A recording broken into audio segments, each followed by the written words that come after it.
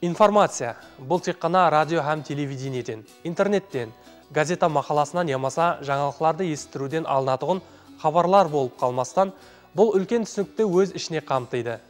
Бүгінгі техно әлем рубрикасы арқылы информация түсінігі һәм оның ахмет хақында кеңірек тоқталып өтеміз.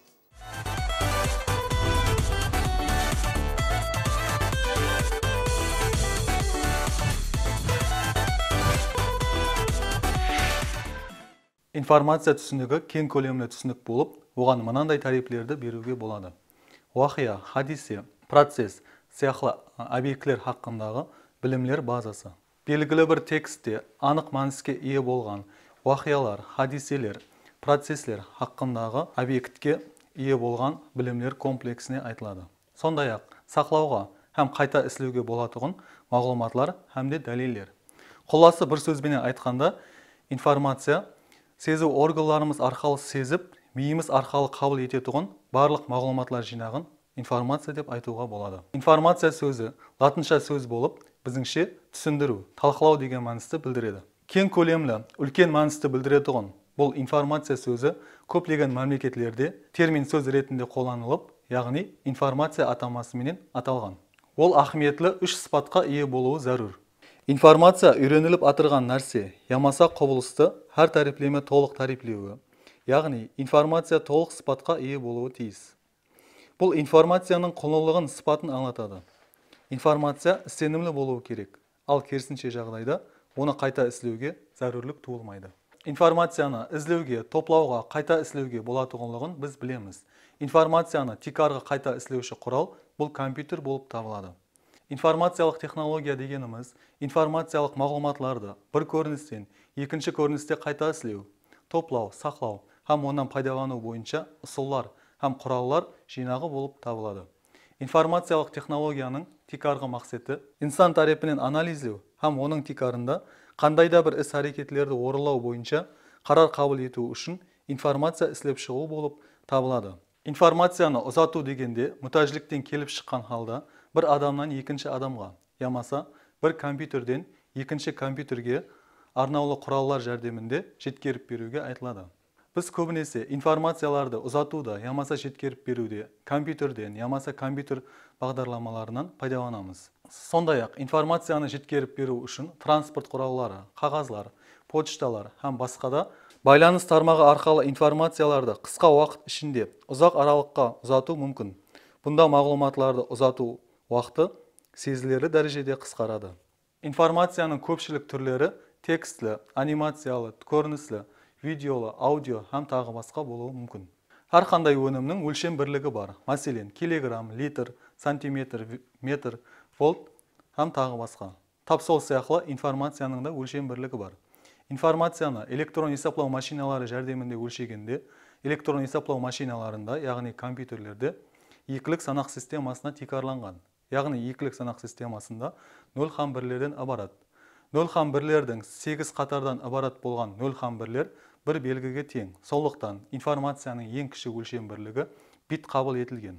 Биттен үлкен өлшем бірлігі байт болып табылады. Яғни 1 байт информация 8 битке тең. Информацияның жәмиетте һәм күнделікті тұрмысымызда тұтқан орны.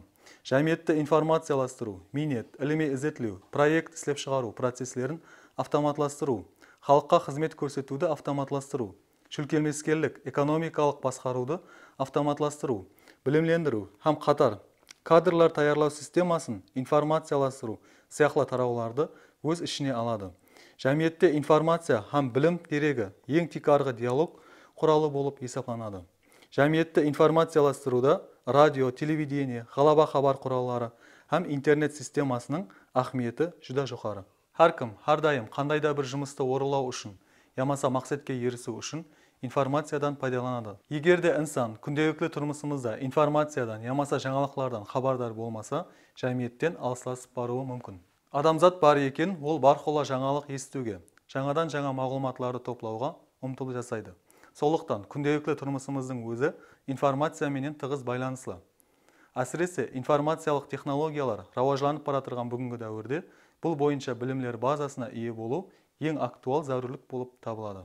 Информация түсінігі Өзбекстан Республикасының 2002 жыл 12 декабрдегі 439 2 санлы информация еркіндігі кепілдіктері һәм принциплері хақындағы низамына муафиқ информация деректері һәм ұсыну формаларына қарамастан предметлер, фактлар, уақиялар, хадиселер һәм процесслер хақындағы мағлұматлар болып табылады. Өзбекстан Республикасының 2003 жыл 11 декабрдегі информацияластыру хақындағы низамына муафиқ информация ресурслары һәм информация системаларына төмендегіше тариф беру мүмкін. Информация ресурслары өз алдына хұжжетлер, хұжжетлердің өз алдына топламлары, информация системаларындағы, яғни кітапханалардағы, фондлардағы, архивлардағы, мағлұматлар банкларындағы, һәмде информация системаларындағы хұжжет һәм хұжжет топламларына айтылады.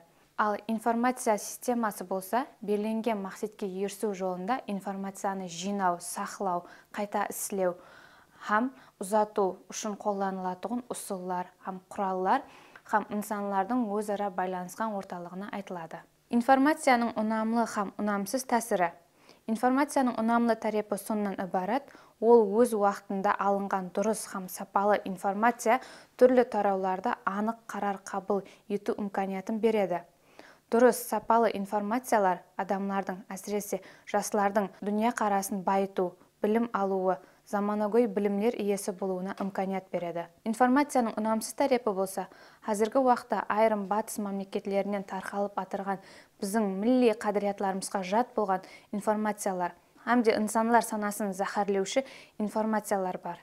Әсіресе бұндай мағлұматлар интернет арқылы тарқалады. Интернет тармағы арқылы тарқалатығын ұнамсыз информациялар жәмиетімізге, қадіриятларымыз һәм дәстүрлерімізге қарсы болған жаман информациялар жастардың санасын зиянлауы мүмкін.